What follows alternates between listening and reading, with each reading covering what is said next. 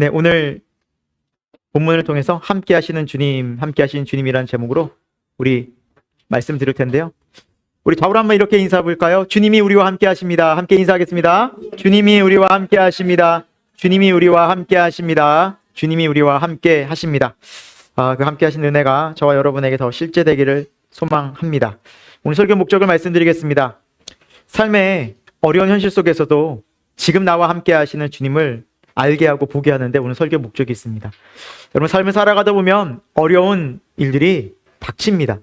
네. 분명히 찾아오죠. 네. 문제들이 산적하죠. 우리 삶 속에서. 네. 가족의 어려움도 있고, 또 건강의 어려움도 찾아오고, 또 물질의 또 어려움도 찾아오고요. 또 앞으로 직장의 어떤 일에 대한 어려움도 찾아옵니다. 우리가 살면서 그런 어려움 속에서 항상 우리가 주의 말씀을 들을 때마다 강조하고 보는 부분이지만, 그때 나와 함께 하시는 주님을 보는 게 믿음입니다. 아멘. 그게 믿음의 실제입니다. 여러분, 이것을 주님은 우리가 하기를 원하시고요. 그래서 우리의 모든 삶 속에서 때로는 어려움을 주십니다. 그때 우리가 모든 염려를 주님께 맡기고 주님의 소망함을 인도하는, 그 인도하심을 소망하는 그 믿음, 주님을 소망하는 그 믿음, 인도하실 거야, 주님 나와 함께 하실 거야, 이 믿음을 쓰게 하고, 또 그렇게 우리가 실제되는 믿음을 가지게 하는, 그것이 오늘 설교 목적입니다. 그래서 결국 우리는 경험할 것입니다. 하나님이 결국 우리를 그 모든 상황 속에서 함께 하시면서 늘 선한 길로 인도하시는구나. 그래서 하나님은 선하신 게 맞구나. 성경 말씀처럼 하나님은 선하시구나. 하나님은 좋으신 하나님이십니다. 그래서 우리 찬양하잖아요. 좋으신 하나님, 좋으신 하나님, 참 좋으신 목사님의 하나님, 이러지 않잖아요. 우리 항상 그럴 때가 많아요. 저 간증을 들으면서 참 저 사람 좋겠다. 저런 하나님 만나서. 그게 나의 하나님 안 되는 거예요. 나의 하나님. 여러분, 하나님은 나의 하나님이 될 때 그게 진짜 믿음입니다. 아멘. 우리 주님은 그런 나의 하나님대로 오셨어요. 여러분, 각자에게 오늘 나의 하나님이 그렇습니다. 정말 나의 하나님 나와 함께 하십니다 라는 게 오늘 말씀을 통해서, 또 오늘 이 예배 시간을 통해서 실제되는 은혜의 길을 축원합니다. 여러분, 우리는 살아가면서 익숙한 환경과 상황에 굉장히 안정감을 누립니다. 그렇죠? 네, 저도 그런 사람 중에 하나예요. 늘 가던 길 가고, 차선도 가던 차선 가고 똑같습니다. 매번 비슷해. 패턴이 똑같아. 그게 좀 깨지면 불안한 거죠. 우리도 그렇지 않습니까? 매월 일정한 어떤 월급이 있어요. 일정한 생활 그런 금액이 있어요. 근데 거기에서 갑자기 마이너스가 돼버리면 어떻게 될까요? 좀 이게 또 마음이 이렇게 되는 거예요. 힘든 거예요. 또 어려운 거예요. 저도 뭐 가정뿐만 아니라 뭐 교회 예산도 있으니까 이런 헌금 뭐 쭉 데이터가 나오잖아요. 근데 이제 마이너스가 딱 떠요. 어떤 때는 그런 때가 있어요. 그럼 이제 보이잖아요. 앞으로 이제 몇 달 가다가 계속 큰일 나겠는데, 이렇게 보이잖아요. 그럴 때는 다시 또 내 마음이 나도 모르게 그 돈에, 그 물질에 이게 어떻게 하지? 그런 때가 있더라고요. 저도 물론 그 마음 속에서 거기에 머물리지 않고 내가 다시 주님께 가야지. 그래, 주님 의지하자. 주님께 기도하자. 그래서 계속해서 견디는 것이지. 여러분, 우리 삶 가운데 왜 어려움이 없겠어요? 그리고 여러분, 우리가 살아가면서 그렇게 물질이 안정적이고, 건강이 안정적이고, 직장이 안정적이고, 가정에 문제가 없잖아요. 여러분, 솔직히 기도하십니까? 그래도 주여 주여 부르시던가요? 안 될걸요. 저는 안 되더라고요. 간절함이 사라져요. 주님을 안 찾아요. 때로는 하나님께서 우리의 모든 어려움들 허락하시면서 그 위기 속에서 하나님을 찾으라고 때로는 어려움을 주시더라고요. 하나님을 찾아야 돼. 주를 바라봐야 돼. 주를 소망해야 돼. 기도해야 돼. 라는 그 사인인 거예요. 우리가 말씀 듣고 또 성경 계속 공부하고 또 훈련 받으면서 여러분은 지식적으로는 알아요. 힘들고 어려울 때 누굴 찾아요? 얘기하셔도 돼요. 괜찮아요. 여러분, 뭐 아는 거 얘기하는데요. 여러분, 힘들고 어려울 때 뭐 하라고 얘기 듣죠, 맨날? 기도. 힘들고 어려울 때 기도하십시오. 주님이 우리의 소망이십니다. 구원이십니다. 우리의 선한 목자 되십니다. 너무 잘 알아요. 그래, 기도해야지. 주님을 소망해야지. 주님 안에서 내가 기뻐해야지 하는데 여러분 정말 막상 어려움이 닥쳐와요. 그럼 기도하면서 소망을 찾기가 쉬워요? 아니면 어떻게 해결하지? 이제 머리를 막 쓰는 거예요. 이제 막 계산하고 생각하고 막 내가 막 고민하는 거예요. 때로는 밤잠도 못 자요. 막 잠이 안 와. 그 문제 때문에. 어느 쪽이세요? 네, 우리 마음에 주님 앞에서 대답해 보시기 바랍니다. 주님은 다 알고 계시니까 우리를. 여러분 그래서 믿음은 실제가 되는 거예요. 그게 너무 필요한 거예요. 이게 진짜 믿음이에요. 진짜 믿음은 하나님의 말씀이 내 안에 이루어지는 거예요. 이걸 하나님께서 말씀하시는 내 믿음이 크도다라고 말씀하시는 거예요. 예수님 이 말씀을 늘 하지 않았어요. 예수님 주위에 수많은 사람이 따라왔어요. 그런데 예수님을 만나고 구원을 경험한 사람은 적어요. 그리고 그들이 하나같이 듣는 예수님의 칭찬이 뭐냐? 내 믿음대로 될지어다. 내 믿음이 크도다. 근데 그런 사람은 소수였다고요, 여러분. 예수님이 바로 옆에 있어도 사람들은 자기 생각과 자기 마음과 자기 경험에 갇혀서 주님을 찾지 않고 온전히 주님을 의지하지 않아요. 적당히 걸치죠. 때로는 이게 맞아. 내 생각대로 가죠. 근데 하나님은 온전히 전심으로 찾는 자들을 바라고 기뻐하십니다.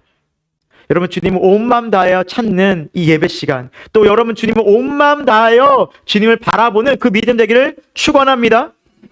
여러분 그래서 오늘 말씀을 통해서 우리가 살펴볼 거예요. 아 그렇구나. 우리가 막상 어려움과 환난과 힘듦이 닥쳐왔을 때 내가 정말 그때 무엇을 하고 있는가 내 믿음이 실제구나. 아 정말 내가 참 믿음이 없는 게 맞구나. 그래서 주님을 더 의지해야 되는 게 맞구나.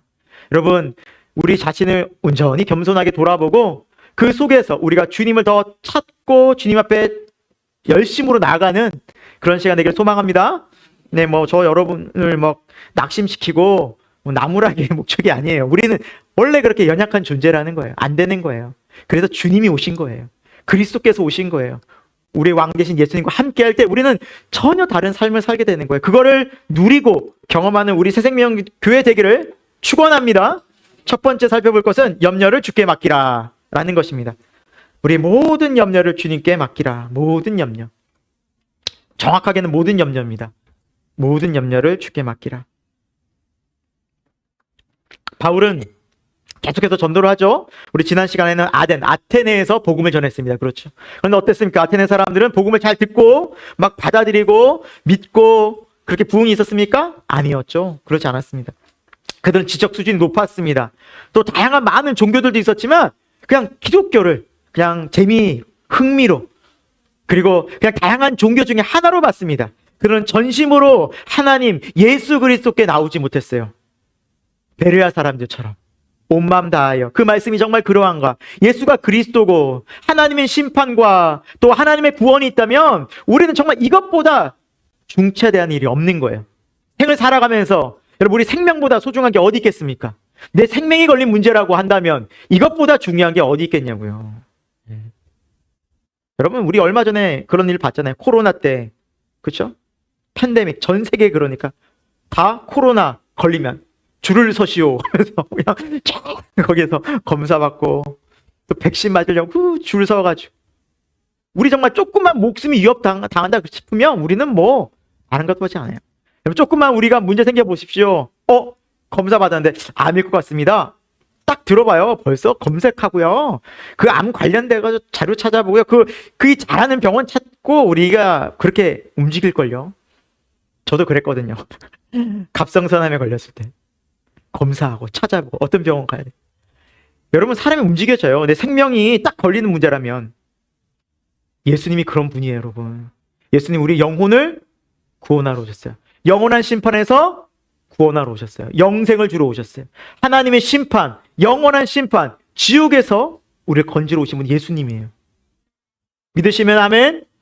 이것보다 중요한 게 없어요, 여러분. 우리 인생에서.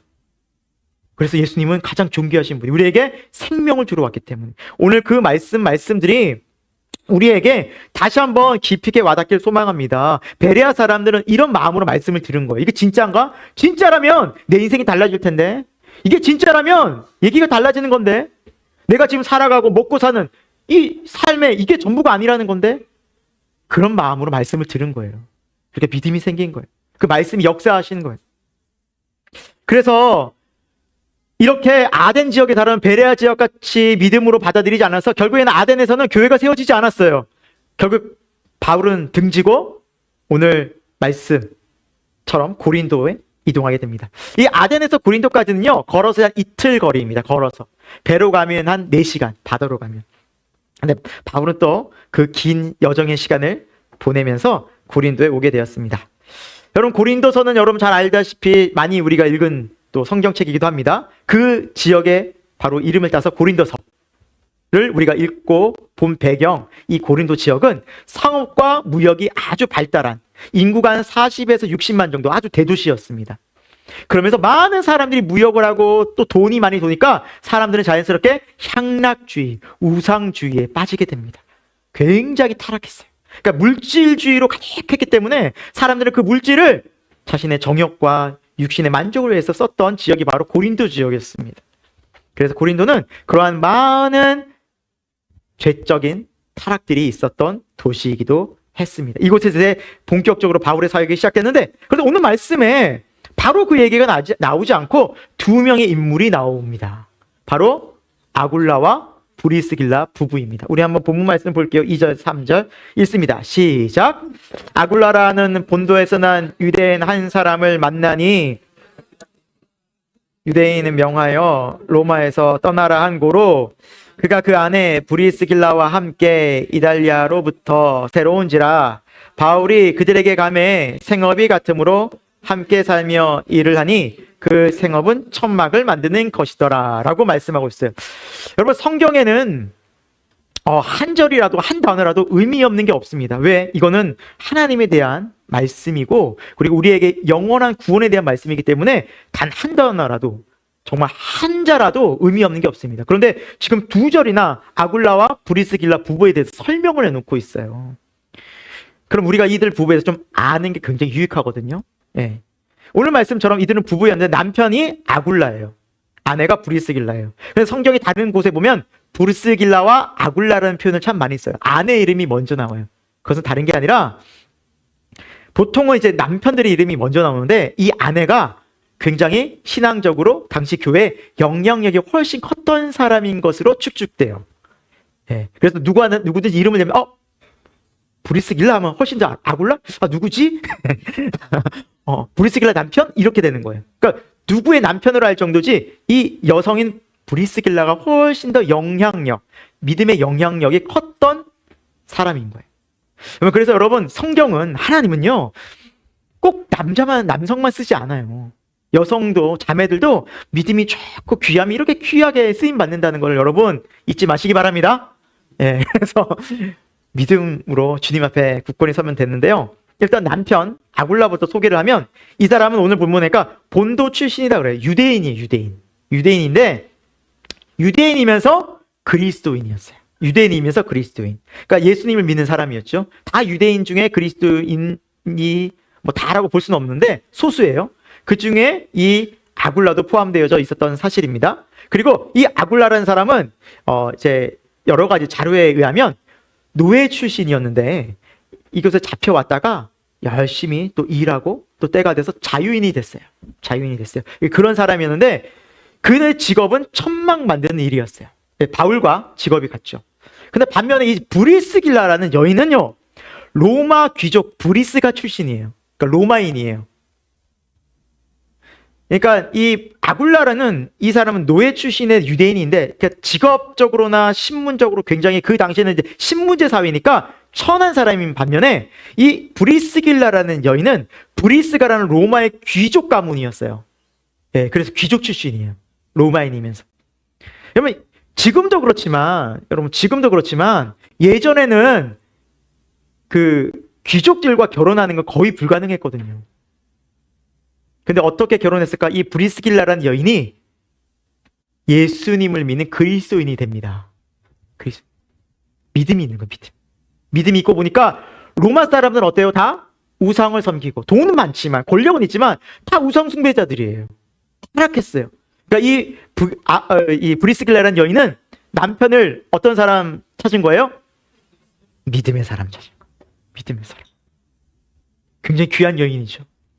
그럼 반면에 여러분, 내가 만약에 로마 귀족 출신인데 이 믿음의 이 유대인과 결혼하면 가정, 집안에서는 찬성했을까요? 반대했을까요? 당연 반대하는 거. 너 그 남자랑 결혼하면 너 재산, 유산 없다. 당연히 그러지 않았겠. 지금도 그러는데요. 지금도 이 세상이 그러는데 당연히 그랬겠지. 그러지 않았겠습니까? 그러니까 이 여인은 유산도 포기하고 재산도 포기하고 지위도 포기하고 누구를 따라간 거예요? 예, 몰라. 그리스도 예수를 따라간 거예요, 결국에. 나는 신앙을 따라간다. 예. 모압 여인 룻처럼 오직 주님을 따라간 거, 하나님을 따라간 거. 오늘 말씀해 보니까 이들 부부가 신앙생활을 하고 있었는데 특별히 이제 유대인을 막 이렇게 핍박하던 황제 글라우디오가 계속 유대인을 핍박하고 추방을 해버리니까 이 로마에서 추방을 당하게 됩니다. 잘 살던, 어떻게 보면 부유하게 살던 그곳을 떠나서 어디로 가야 될지 모르는 그런 길을, 새로운 곳을 찾아서 떠나는 삶을 살게 됩니다. 여러분, 결코 쉽지 않았겠죠. 결코 쉽지 않았겠죠. 안정적으로 살다가, 어렵지 않게 살다가, 고난을 받고 핍박을 받고 이사를 한다, 이주를 한다? 결코 쉽지 않아. 어디로 가야 할지 어떻게 알겠습니까? 그러나 이들 부부는 뭐 했겠습니까? 기도했을 거예요. 기도했을 거예요. 그리고 그 지역, 새로운 지역인 고린도 지역으로 가게 됩니다. 근데 너무나 놀라운 것은 고린도에서 누구를 만나요? 2절 끝에 보니까 오히려 바울이 그들에게 가메라는 표현이 있어요. 바울이 그들을 찾아가는 거예요. 사도 바울과의 만남이 있는 거예요. 또 사도 바울도 천막을 만드는 사람이었거든요. 직업이 있었어요. 그래서 이 직업과 같아서 이들과 함께 같이 살면서 그리스도의 복음을 함께 나누고 하나님의 나라를 위해서 함께 섬기는 하나님의 일을 하는 놀라운 일을 겪게 된다는 사실입니다. 로마에 있었다면 좀 편할 수 있었을 거예요. 좀 어렵더라도 그래도 안정적이긴 살 수 있었을 거예요. 그러나 이들이 그 불안전하고 고통 속에서 이동을 하면서 그들은 바울을 만나서 하나님 나라의 영광된 일을 하게 되는 놀라운 일을 경험하게 되는 하나님 앞에 존귀하게 쓰임받는 그런 삶으로 변화된다는 사실이었습니다. 여러분, 누구를 만나느냐에 따라서 우리 인생이 정말 바뀝니다. 믿음의 사람 만나고 좋은 교회를 만나고 그리고 믿음의 공동체를 만난다는 것은 너무나 귀한 일입니다. 그러면서 우리의 삶이 하나님 나라와 하나님의 은혜와 하나님의 살아계심을 경험하게 되거든요. 그렇지 않다면 그냥 이 세상에서 먹고 살다가 그냥 끝내는 인생일 수도 있었습니다. 그러나 브리스길라와 아굴라는 바울을 만나 하나님의 나라를 위해서 일하면서 어디에 기록이 됩니까? 성경책에 기록됩니다. 2000년간 수많은 곳에서 이들의 이름이, 이들의 삶이 본이 되어서 나타난다는 사실이죠. 이것처럼 영광스러운 삶이 어디 있겠습니까?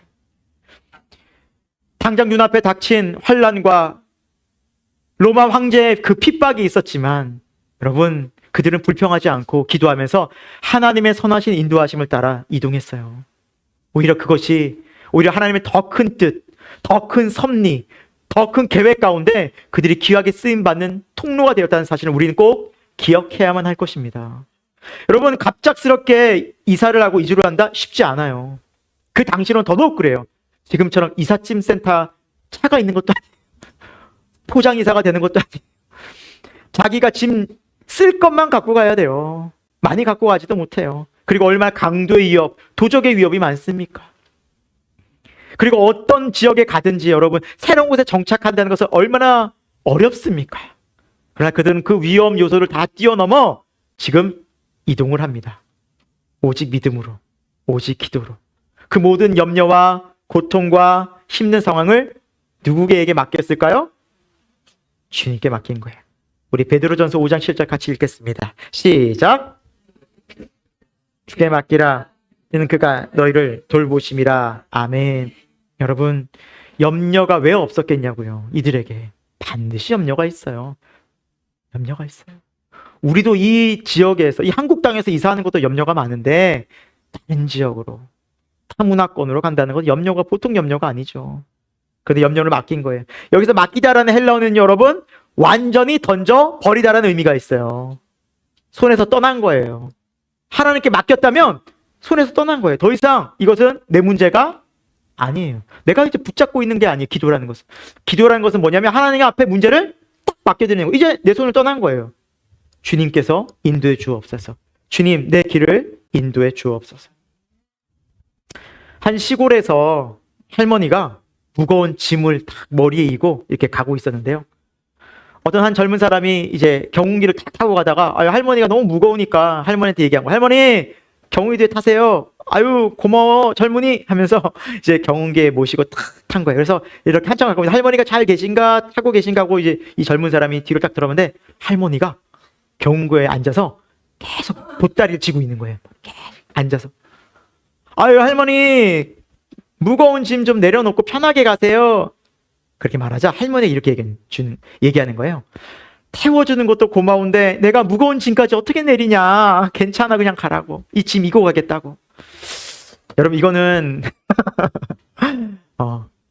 아무 상관이 없잖아요. 그 무거운 짐을 내려도 경운기에는 아무 이상이 없고 어차피 무거운 짐을 내리는 것이 할머니가 훨씬 편하게 갈 수 있는데 할머니 뭐예요?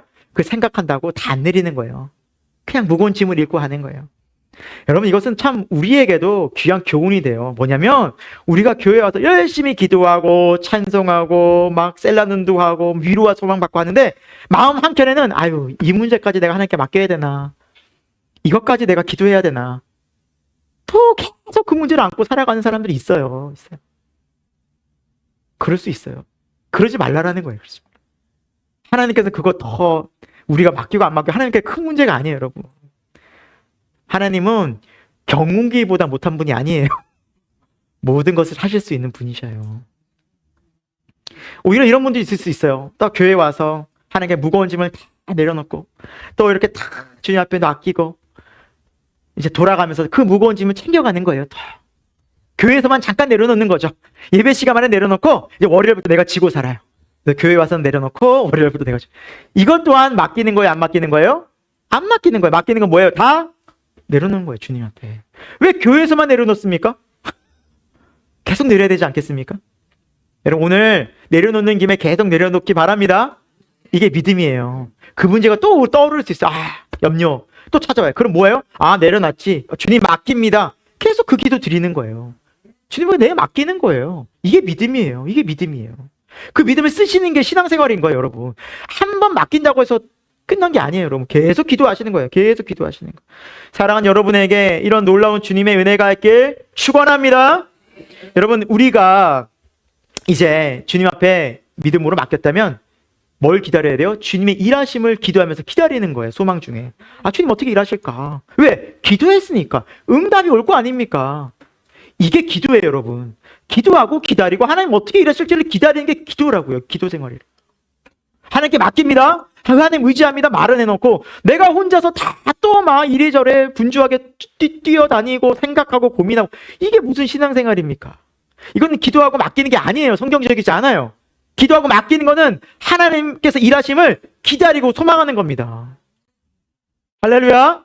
여러분, 그게 기도예요. 그러면 하나님께 우리가 너무 이것도 한두 번이지 뭐 이렇게 너무 계속 기도해도 될까, 부담스러워하지 않을까 라고 생각할 수 있는데, 오늘 말씀해 보면 그가 너희를 돌보시리라. 우리 주님이 우리를 돌보신다라는 뜻이 있죠. 이 돌보신다라는 의미는 원어의 의미는 이런 의미예요. 엄마가 품에 안긴 아기를 돌보다라는 표현을 쓸 때 이 단어를 써요.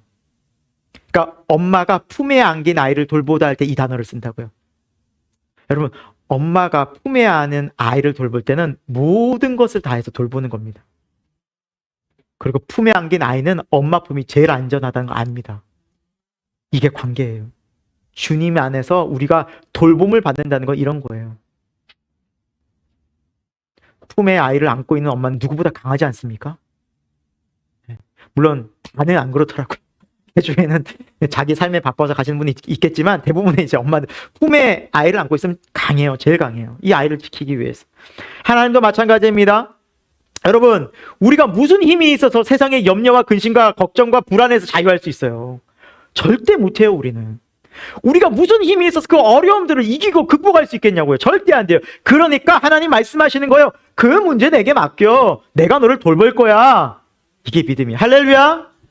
이게 믿음이에요, 여러분. 이 믿음이 실제되어질 때 우리는 하나님 안에서 새로운 삶, 주님 안에서 정말 감사하고 평안하고 기뻐하고 주님의 일하심을 경험하는 삶을 살아갈 수 있습니다.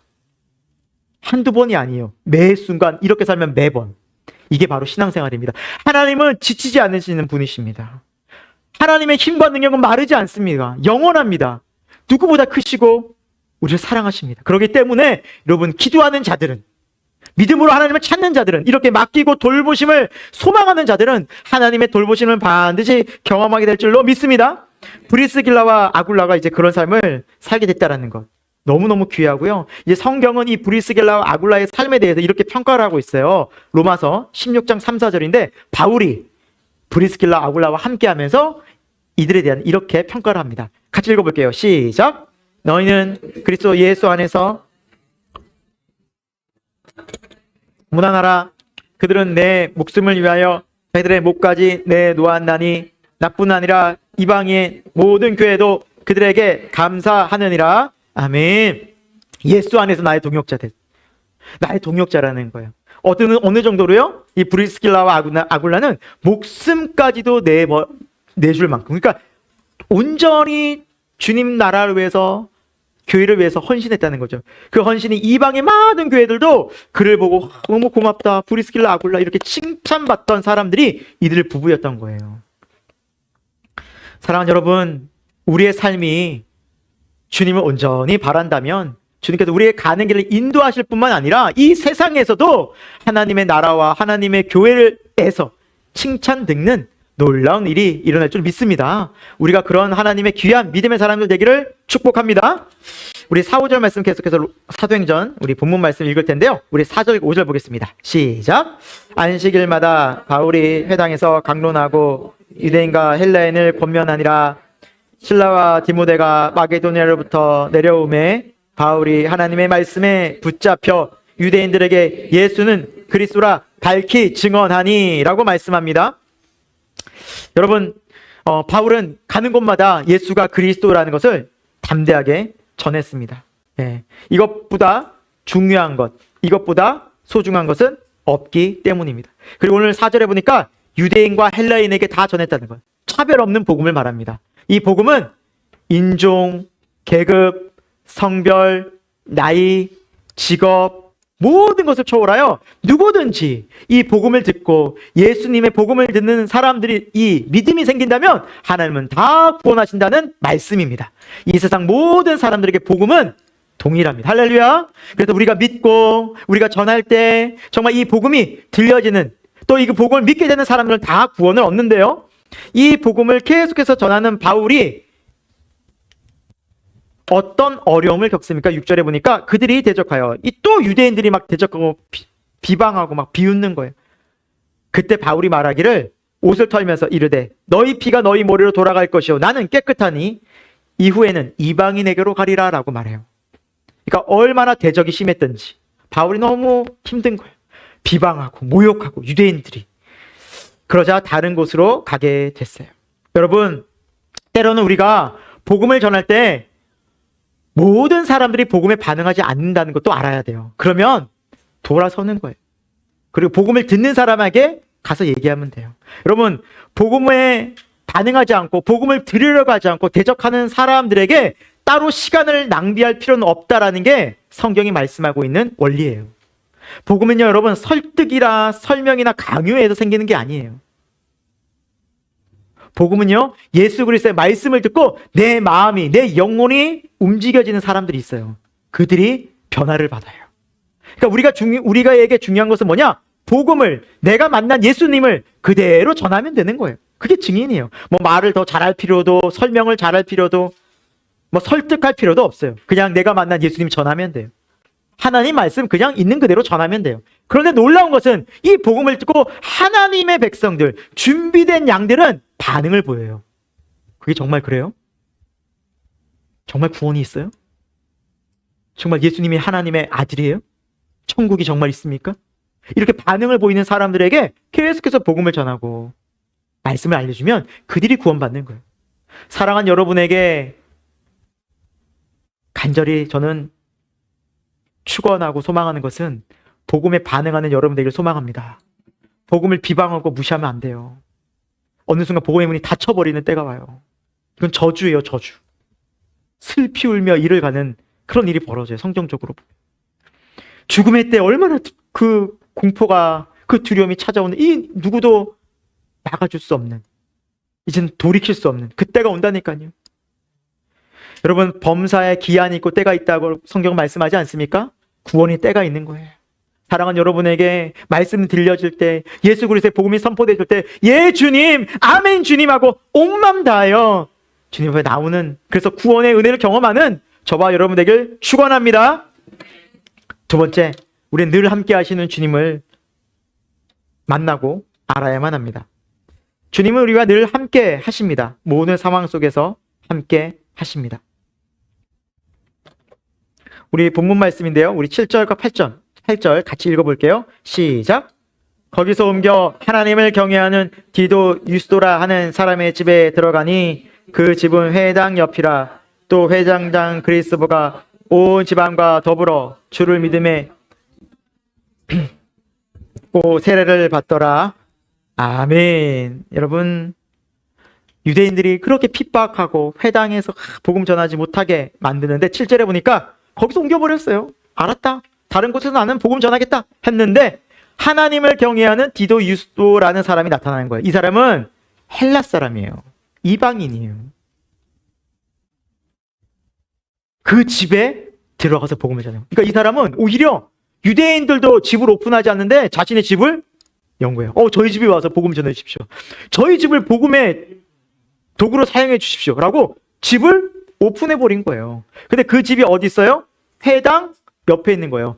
회당에서는 이렇게 힘들게 하지만 오히려 헬라인, 이방인은 자기 집을 연 거예요. 자기 집을 연. 여러분, 바울이 때로는 낙심할 수도 있었겠지만 하나님은 또 새로운 길을 여신 것을 우리는 볼 수 있습니다. 여러분, 하나님의 뜻 가운데 나면 하나님이 새로운 길을 여신다는 걸 여러분 꼭 기억하셔야 돼요. 아무리 방해가 심하고 아무리 어려도 믿음의 사람이 가는 곳에는 하나님이 반드시 함께 하십니다. 그뿐만이 아니죠. 8절에 보니까 회당장 그리스도버가 또 복음을 듣고 그곳에서 온 집안이 또 믿게 되고, 또 유대인뿐만 아니라 수많은 고린도의 사람, 이 이방인들이 예수님을 믿고 세례를 받게 돼요. 놀라운 일이 벌어져요, 여러분. 여러분, 때로는 길이 막힌 듯하고 때로는 나를 어렵게 하는 사람들이 있어서 어떻게 하나 고민이 들고 갈등이 들고 답답해할 때 믿음의 사람은 거기에서 낙심하고 좌절하고 안주하고 있지 않습니다. 어떻게 합니까? 네, 믿음으로 길을 갑니다. 주님과 함께. 왜? 주님이 우리와 함께 하시면 새로운 길을 내시기 때문입니다. 할렐루야. 이게 믿음이에요, 여러분. 믿음은요, 주님이 인도하시는 가는 것을 믿고 가는 거예요. 거기서 새로운 길을 내신다는 거예요. 근데 여러분, 이제 9절과 10절을 볼 텐데 좀 재밌는 의아한 부분이 나와요. 한번 보겠습니다. 시작. 밤에 주께서 환상 가운데 바울에게 말씀하시되 두려워하지 말며 침묵하지 말고 말하라. 내가 너와 함께 있음에 어떤 사람도 너를 대적하여 해롭게 할 자가 없을 것이니 이는 이 성중에 내 백성이 많음이라 하시더라 라고 말씀하고 있어요. 여러분, 8절에 보니까 막 수많은 고린도 사람들이 믿게 되고 많은 사람이 돌아오는데 갑자기 9절과 10절에 뜬금없이 주님이 나타나서 바울에게 두려워하지 말라라고 말씀하고 있어요. 여러분, 그럼 바울이 두려움도 없었는데 걱정도 없었는데 주님이 나타나셔가지고 두려워하지 마 바울 그러셨을까요? 아니에요. 바울은 두려웠던 거예요. 뭐가 두려웠을까요? 요 앞전에서 다른 지역에서 계속 복음을 전할 때 어떤 일이 있었습니까? 패턴이 똑같아요. 복음 전하고 유대인들이 방해하고 핍박하고 도망다니고, 또 복음 전하고 유대인 핍박하고 또 가고. 그러니까 바울의 마음은 어떤 마음이 있었을까요? 또 떠나야 되는구나. 또 때가 왔구나. 또 이들이 나를 괴롭히겠구나. 또 많은 사람들이 믿으니까 또 여기서 막 소요가 일어나고 혼란이 일어나겠구나. 바울의 마음은 또 두려움과 염려가 밀려왔어요. 왜요? 계속 패턴이 그랬거든요. 경험치가 쌓였거든요. 근데 하나님 뭐라 말씀하세요? 두려워하지 마. 네 생각대로 되는 게 아니야. 이곳에 내 백성, 내 사람들이 많아. 너 여기서 계속 복음 전할 거야. 말씀하시는 거예요. 여러분, 우리가 언제 두려움에 갇힙니까? 어떤 일관적인 패턴과 경험들이 있어요. 살아오면서. 그렇지 않아요? 이런 상황, 이런 일, 이런 경우, 이 정도 상황이면 힘들 거야 라는 게 경험치가 쌓여요. 그러면서 우리 마음에는 일어나지도 않았는데 이미 벌써 뭐가 들어와요? 네, 불안하고 염려하고 걱정스럽고 또 안 될 거야. 또 힘들 거야 하면서 이렇게 힘들어하는 거예요. 방방 발을 동동동 구르고 일어나지도 않았는데 그 두려움이 나를 감싸는 거예요. 일이 손에 안 잡히고 잠도 못 자고 예민해지고 아무 일도 안 일어났어요. 그런 일이 일어날 것 같아. 계속 있었거든요. 이게 우리의 삶이에요. 근데 주님 찾아오셔서 뭐라 말씀하십니까? 두려워하지 마라. 그리고 담대히 말하라. 너 어디 안 갈 거야. 여기서 계속 복음 전하게 될 거야. 내가 너와 10절에 함께 있을 거야. 여러분, 이게 믿음 생활이에요. 여러분이 경험이 쌓이고 어떤 일들을 통해서 배우는 것들이 있어요, 우리가. 그런데 인생은 꼭 그대로 안 돼요, 여러분. 우리 인생은, 믿음의 사람은 누가 인도하는 대로 됩니까? 주님이, 하나님 인도하신 대로 돼요. 그러니까 그 상황 속에서 매여서 걱정과 두려움에 사로잡히지 마십시오. 기도하십시오. 내 염려를 주께 맡기라. 주가 너희를 돌보심이라. 주님이 인도하신다는 거예요. 여러분, 이게 믿음이에요. 이 하나님의 말씀이 저와 여러분의 마음판에 새겨진 놀라운 은혜를 축원합니다. 축원합니다. 여러분, 이게 믿음인 거예요. 누가 우리의 마음을 바꾸느냐? 말씀이 바꾸는 거예요. 사람이 아니에요. 말씀이 나를 바꾸는 거예요. 말씀이 역사하는 거예요. 이 당시로는 예수님이 직접 나타나서 막 꿈에서 말씀하셨죠. 지금은 그런 시대가 아니에요, 여러분. 지금은 하나님께서 어떻게 하시는 시대예요? 성경으로 말씀하신대요. 여기 다 나와 있어요. 이 성경이 생각나게 하는 거예요. 말씀이 탁 들리는 거예요. 말씀이 내 마음판에 딱 새겨지는 거예요. 말씀이 완전히 와닿는 거예요. 그러면 말씀을 붙잡는 게 이 말씀처럼 예수님의 말씀을 듣는 것과 동일한 원리예요. 믿으시면 아멘. 여러분, 이게 믿음 생활이에요. 이렇게 하나님 오늘날 말씀하세요. 말씀으로 말씀하세요. 그래서 하나님이 함께 하신다는 것을 보여주신다는 사실입니다. 여러분, 우리는 꼭 기억해야만 합니다. 사도 바울조차도 복음 전하다가 두려움이 찾아왔어요? 안 찾아왔어요? 찾아왔죠. 낙심이 찾아오고 두려움이 찾아오고 인생의 어려움 속에서 내가 힘들어한다는 것 자체로 여러분 절망하지 마십시오. 내가 믿음이 없고 내가 구원 안 받았나 봐. 나 믿음 없나 봐. 그렇게 낙심하지 마십시오. 무기력해 있을 필요가 없습니다. 다시 한번 주님의 말씀을 들으려고 말씀 앞에 서십시오. 예배 자리로 나오십시오. 주님께 나오십시오. 그러면 말씀하시는 주님을 만날 줄로 믿습니다. 그것을 내 마음에 채울 때 우리 믿음은 바로 이렇게 모든 어려움 속에서 내 마음이 지배당하지 않고 하나님이 함께 하신 것을 뭐 할까요? 경험하는 믿음이 되는 겁니다. 여러분, 그래서 때로는 하나님이 우리를 어려움 속에서도 힘든 상황 속에서도 한번 경험해봐라고 그걸 허락하실 때가 있어요. 성경에는 우리에게 수많은 이런 위로의 말씀, 내가 너와 함께하니 놀라지 말고 두려워하지 말라는 말씀이 구구절절이 너무 많이 나와 있는데 제가 여러분과 함께 한 곳을 좀 찾아보려고 합니다. 이것은 찾아볼 거예요. 성경을 시편 121편, 여러분 성경책을 찾아봅니다. 전체를 볼 겁니다. 시편 121편.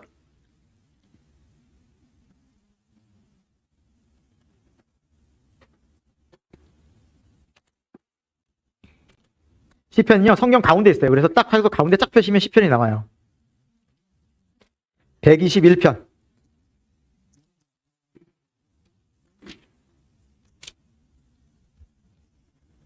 자, 제가 한 절, 여러분이 한 절, 우리 한 절씩 우리 교독하고요. 네, 이렇게 한번 교독하면 읽겠습니다. 제가 먼저 1절 읽습니다. 내가 산을 향하여 눈을 들리라. 나의 도움이 어디서 올까? 여호와께서 너를 실족하지 아니하게 하시며 너를 지키시는 이가 졸지 아니하시리로다.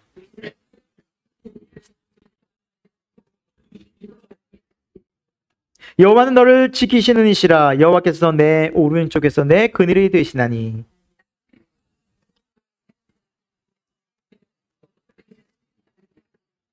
여호와께서 너를 지켜 모든 환난을 면하게 하시며 또 내 영혼을 지키시리로다.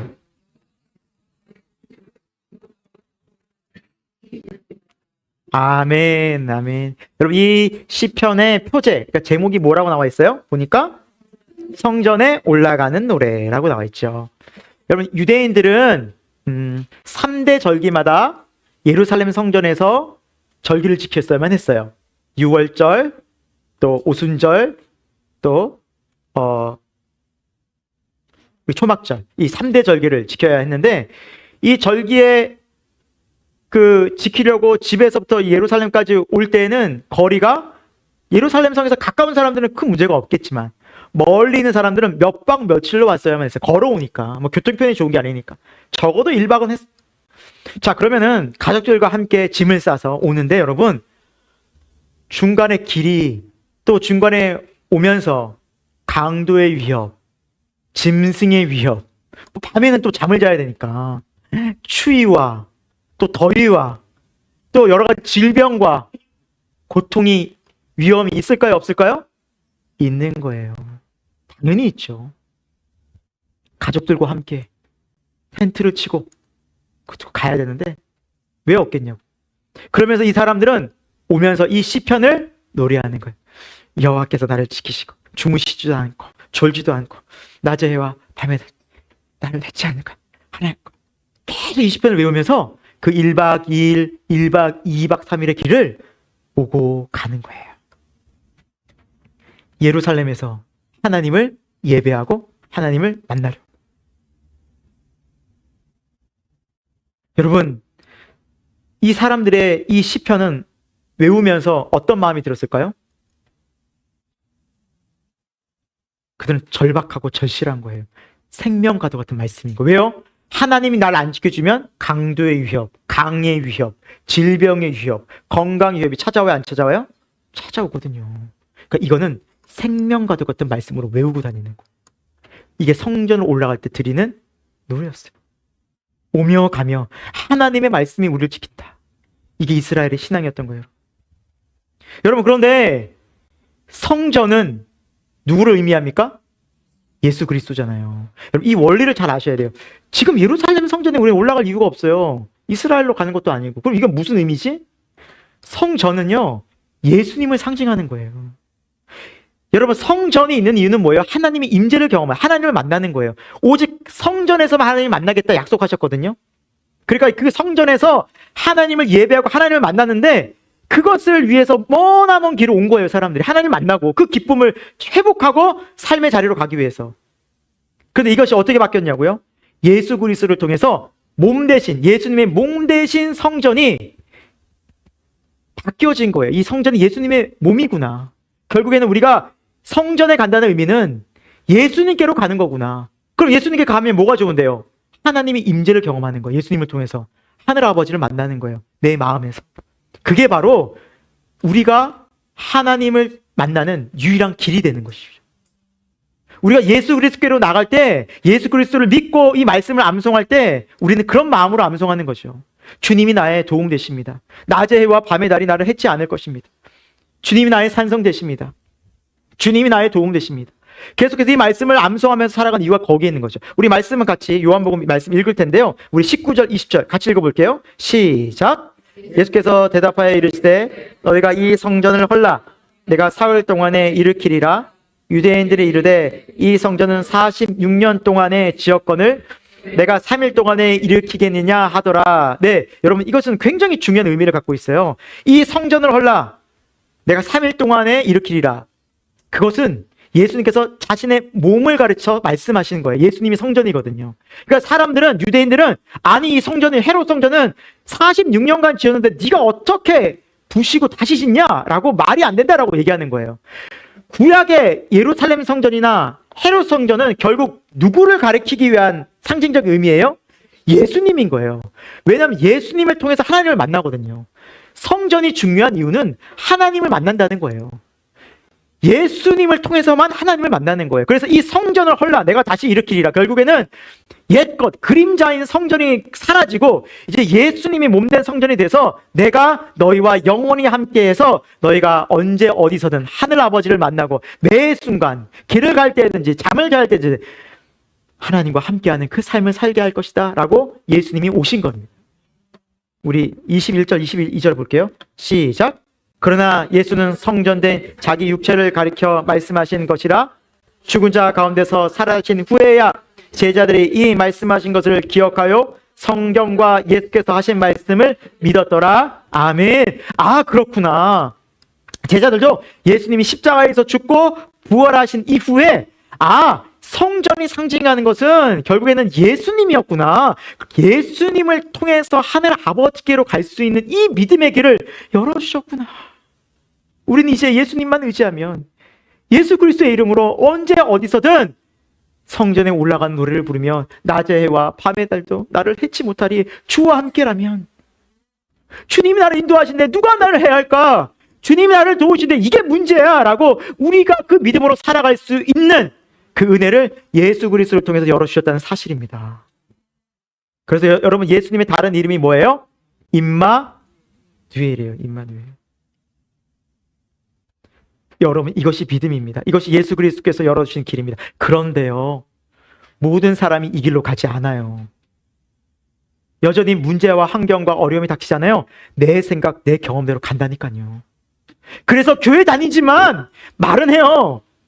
저도 기쁨 누리고 싶어요. 저도 평강 좀 누리고 싶어요. 저도 정말 매사에 감사하고 싶어요. 그런데 그들의 삶을 마음속 깊이 살펴보면요, 예수님 온전히 의지하지 않아요. 예수님 온전히 의지했다면, 믿었다면 진짜 내 마음에 평강이 임해요. 그래서 예수님 말씀하시는 거예요. 누가복음에도 마지막 때 믿음 있는 자를 보겠느냐. 여러분, 신앙은 절대 이론이 아니에요. 이거 백날 알고 있어봐야 아무 소용없어요. 예수님 성전 맞구나. 이렇게 되는 거구나. 이게 상징이 이런 상징이구나. 아무 소용이 없어요. 그것은 내 마음이 성전되어서 내 안에 예수님이 거하셔서 날마다 예수님과 함께하는 게 진짜 믿음이라니까요. 저와 여러분에게 이 삶이 실제 되기를 축원합니다. 그때서야 우린 고백해요. 하나님 살아계십니다. 이것이 삶의 예배예요. 내 모든 삶의 자리마다 이제 지성소가 된 내 마음에서 하나님을 만나는 거예요. 그러니까 여러분, 내 짐을 그때 내려놓을 수 있는 거죠. 주님 앞에 맡길 수 있는 거죠. 왜요? 내 마음에 주님 계시니까.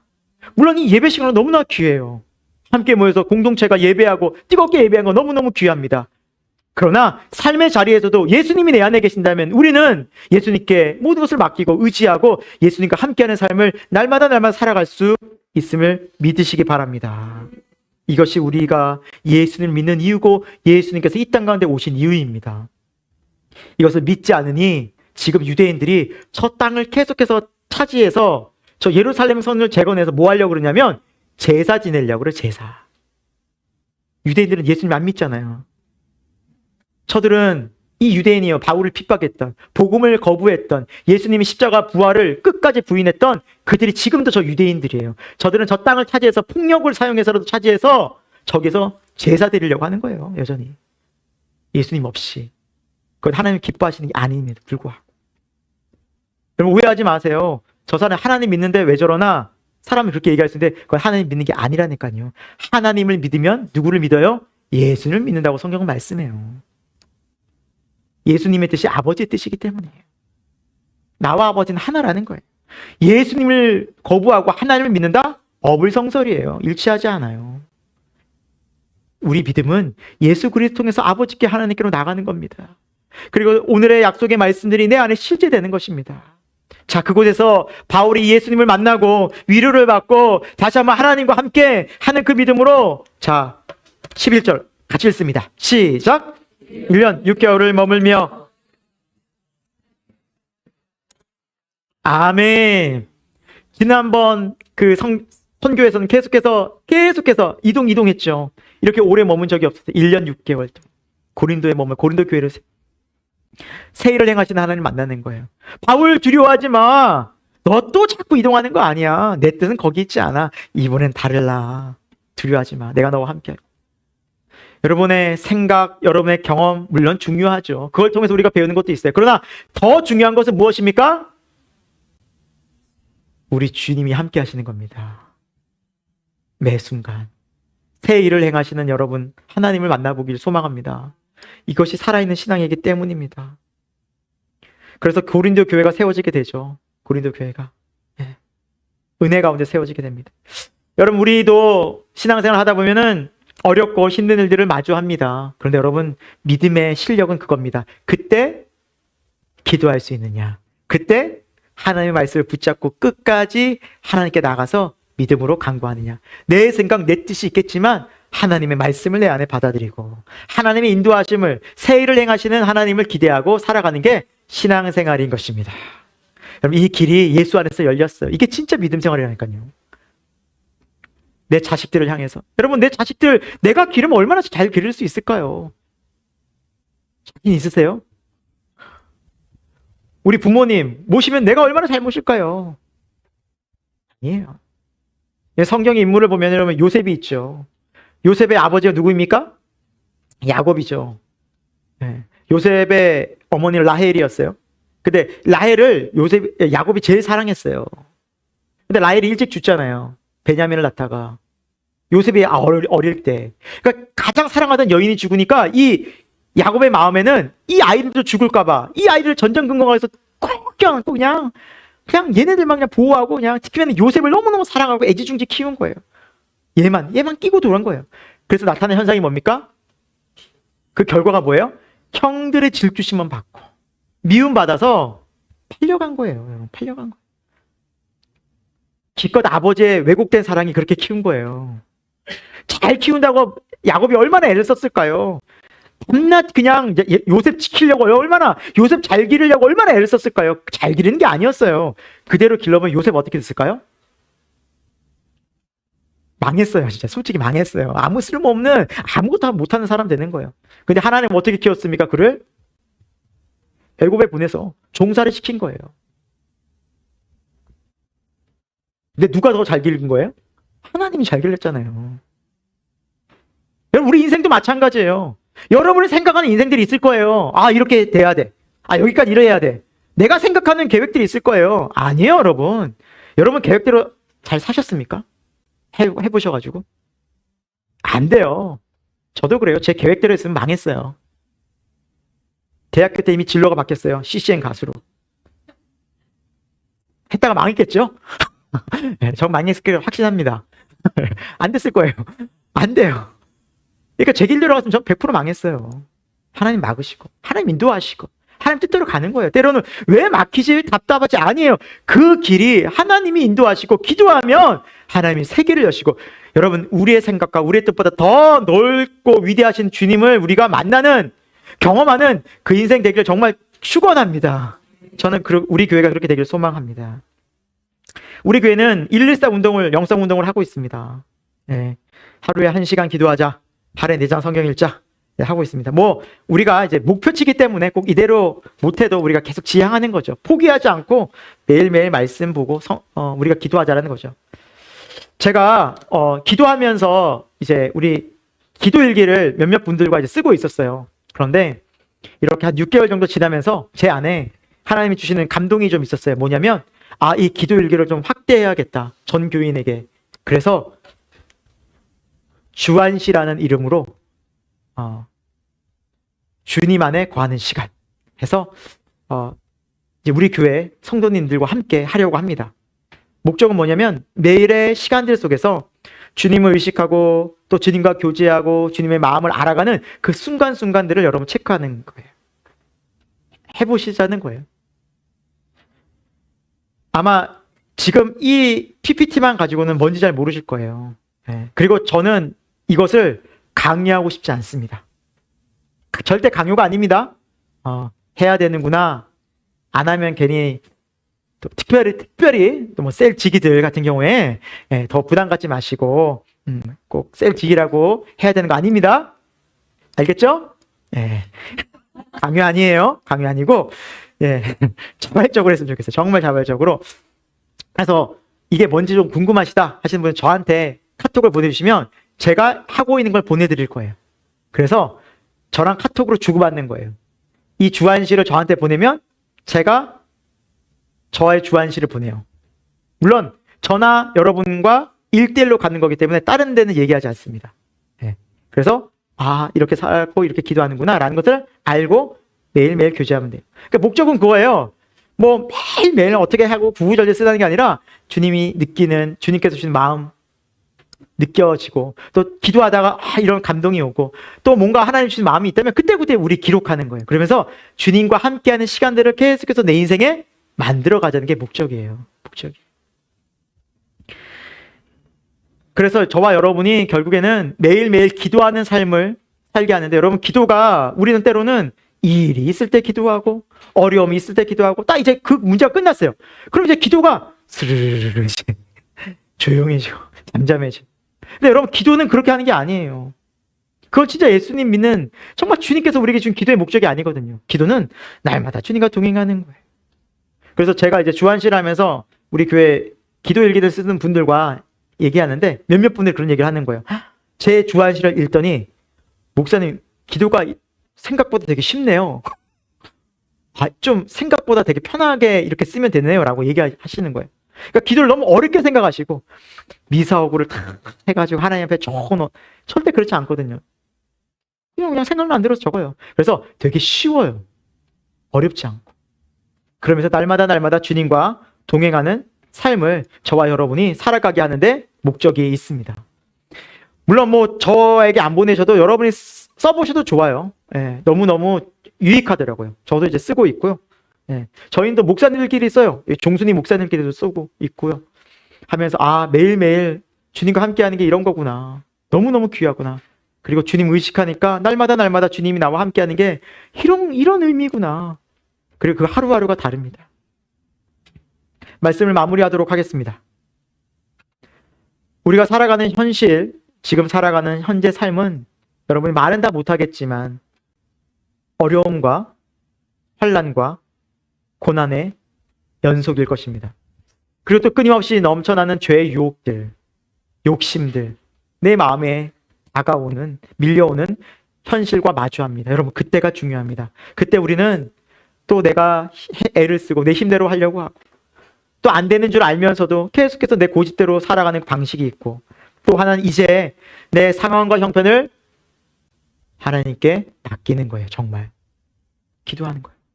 그리고 그걸 계속해서 기도하는, 그래서 하나님이 일하심을 경험하는 거예요. 그런 인생이 있습니다. 신앙은요, 전자일까요, 후자일까요? 후자입니다. 하나님께 맡기는 인생이고요, 하나님 일하심을 경험하는 인생입니다. 그러니까 간증이 생기는 거예요. 기도의 사람 조지 밀러는 기도를 5만 번 응답받았다고 하죠. 야, 어떻게 그럴 수 있을까? 여러분, 그분의 일생을 보잖아요. 매사의 기도입니다. 모든 일이 기도예요. 기도 없이는 살 수가 없어요. 그러니까 응답받는 거예요.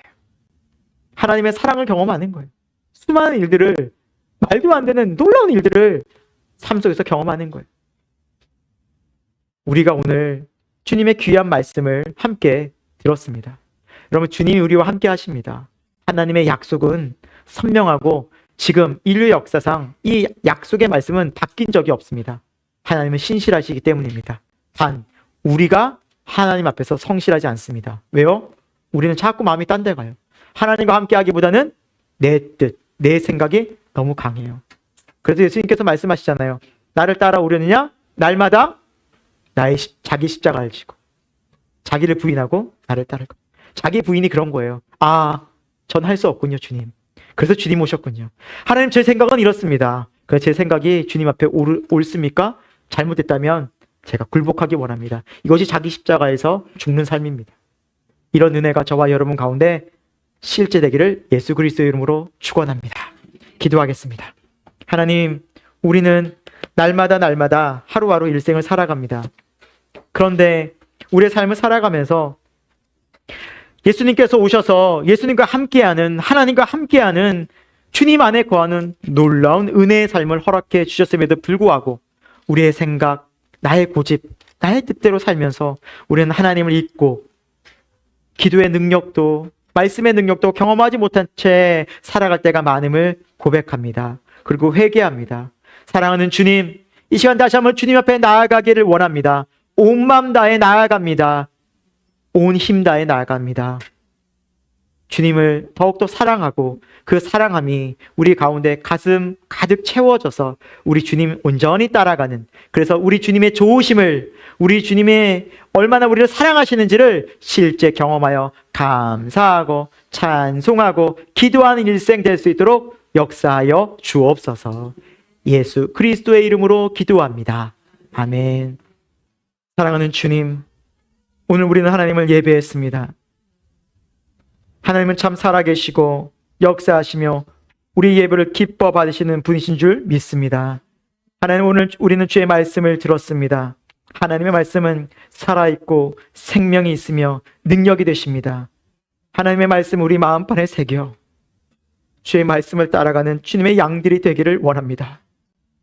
우리는 주님의 양이라고 하면서 목자 되신 주님보다 앞서서 나아가 내 뜻대로 내 생각대로 생각하면서 얼마나 많은 실수와 잘못을 범했습니까?